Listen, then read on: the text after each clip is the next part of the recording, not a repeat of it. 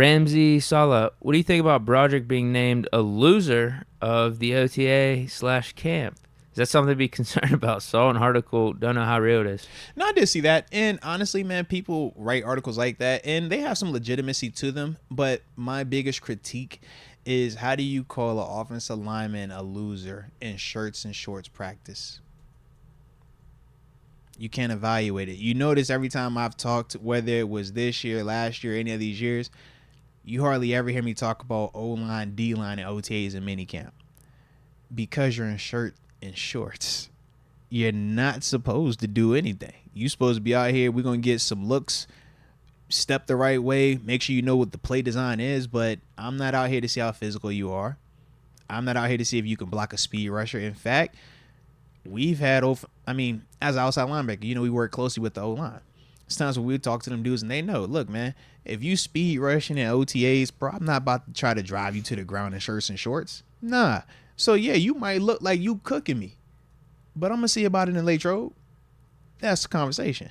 You see some of these dudes that are bull rush guys on defense. It's like, bro, you bull rushing a tackle in shirts and shorts. What does that prove? You get to late road. Now let's see how tough you are. Now let's see some of that. So I just thought, when I saw the article, I thought it was premature.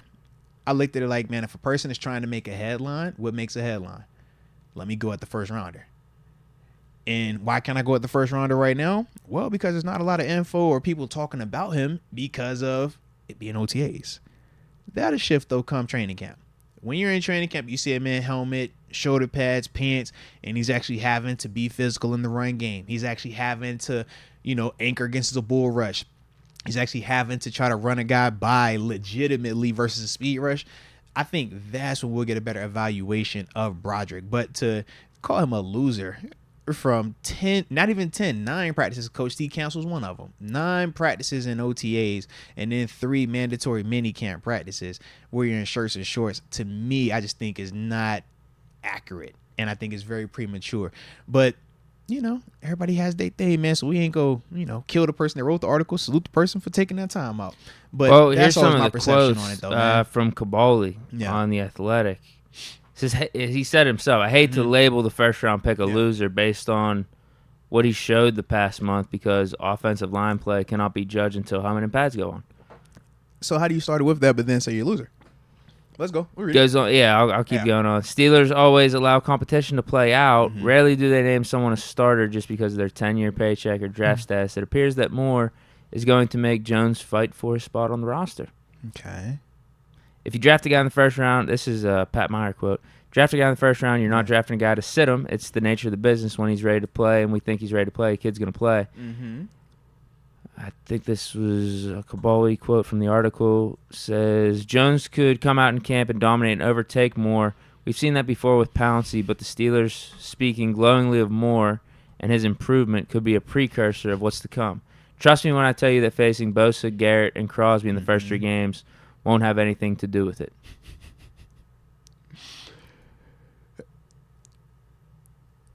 So he labeled him the loser because they were complimentary of Dan Pumping Moore. Up Dan Moore a little bit. You see why I said what I said, man?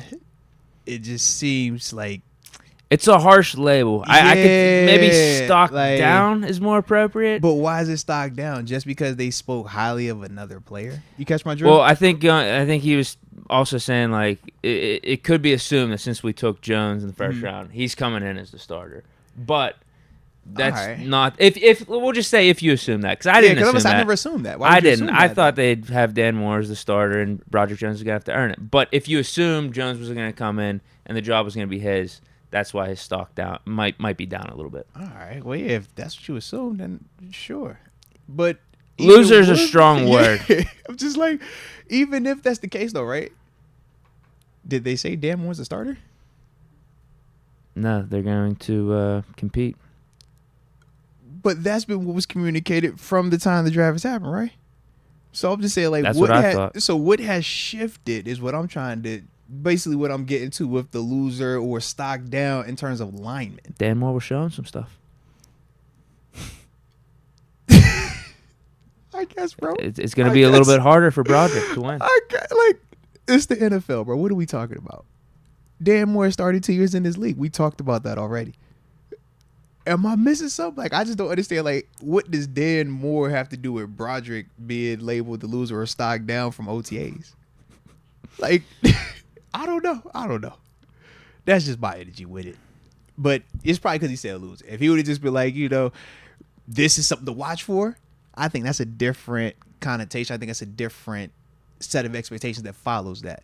When you say this person was the loser out of camp or this was the stock down out of camp, bro, you're sending a different message. That's all. And if it's legitimate, it's legitimate. And I would say, like, if you're talking secondary guys like Mark Robinson, that's a legitimate critique. When you talk about TA saying that maybe he's a 2024 guy, that is legitimate info because he legitimately is having to show certain things that you can evaluate right now. Offensive alignment, what am I evaluating right now? Players going right. Did you step to the right? All right, cool. Players going left. Did you go to the left? Cool. I told you one time I was down there, the O-line let the dude, practicing like you're supposed to, professionally. The guy swats at Mitch's arm. It's a strip sack. You think Coach T was yelling at the offensive lineman? No. But I'm sure a reporter might have been like, hey, man, he had a great rush right there. He won't have a strip sack. Nah, Coach T was like, get out. Hold D-line. Because that's not what you're looking for in OTAs. It's not about that. It's about, just get where you're supposed to get to. But, man, we're not trying to win nothing right now. I can't evaluate a pass rusher. I can't evaluate an offensive lineman in shirts and shorts, bro. But this is also a different thing. You know what I'm saying? Like, yeah, that's an article, so I get it. But I'm sure I got some traction. I tried to find the full article, man, but they were trying to make me pay for it. Yeah, that's the Athletic. You know how they do. They're going to charge you. Shout out to them, though, so, man. Yeah, there were some snippets I found online from, I think that was SteelerNation.com. Yeah. That's my only thing. I'm just like, man, offensive linemen, D linemen are evaluated with pads on. Everybody could look great. I've seen pass rushers look great in OTAs and minicamp. You've heard me tell the story. Look like first ballot Hall of Famers. I've seen offensive linemen look like first ballot Hall of Famers in OTAs and minicamp. Them pads are going to be the truth teller, man. And that's what we're going to get a chance to see in a couple of weeks, baby. Absolutely.